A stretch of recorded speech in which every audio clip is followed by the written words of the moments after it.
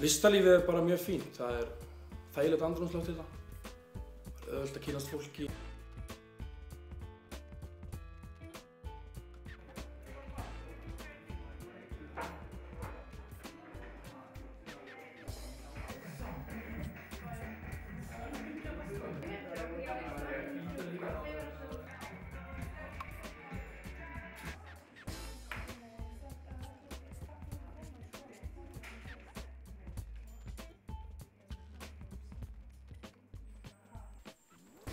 Ég búin að vera hérna 3 ár á vistinni og upphaflega planið var bara að vera hérna eina önn, en ég að klára mína 7. svo þetta hlýtur að vera mjög gott. Í gegnum tíðina hafa verið á heimavistinni í kringum 100 til 110 krakkar og yfirleitt har verið sérstaklega góðir krakkar. Aðstæðan hérna á heimavistinni mjög fín. Þú færð risastórt herbergi, það eru 2 rúm og nettenging og það eru stórir fataskápar og síðan stutt í íþróttahúsið og það ræktinn opin. Kemst þar inn og síðan göngufæri bara í búðir og skólan náttúrulega og allt sko. Mjög fínt. Það eru 3 máltíðir á dag. Það morgunmatur, gott hlaðborð. Svo hádegismatur klukkan 12 til 1. Svo kvöldmatur klukkan 6 til hálf 8. Og síðan eru kaffi 3 í viku, klukkan 3 til 4. Það alveg fjölbreytt félagslíf hérna sko. En á vistinni þá erum við með svítina. Þar komast allir í Guitar Hero og við erum með dansmóttu og það pókeraðstaða.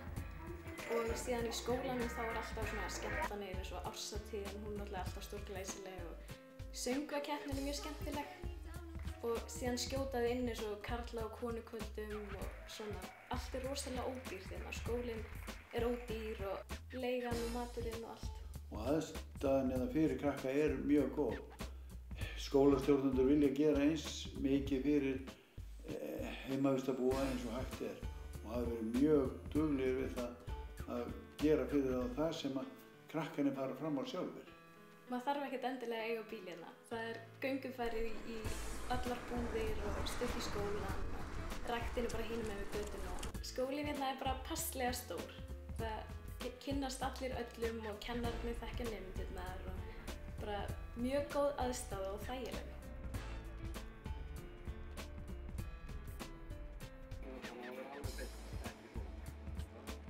Og hann mjög nýlegur, það eru bara nýjar græjur í verknáminu og það eru gagnvirkar töflur.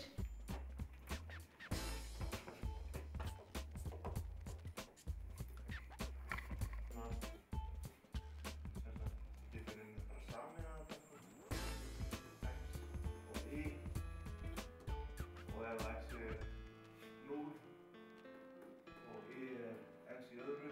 Hérna fær maður mjög gott tækifæri til þess að stunda þessi áhugamál. Taka þátt í leikriti.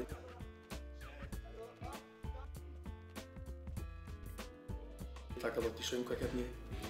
Koma svona inn í feelingina. Vera þann daginn að undirbúa eitthvað atriði. Og ef það ekki nóg fyrir þig þá frábært leikfélag sem starfar hérna í bænum og þau setja upp leikrit 3 á ári. Mér finnst það þurfa að vera líf í krökkum sem eru komnir á þennan aldur eins og hérna.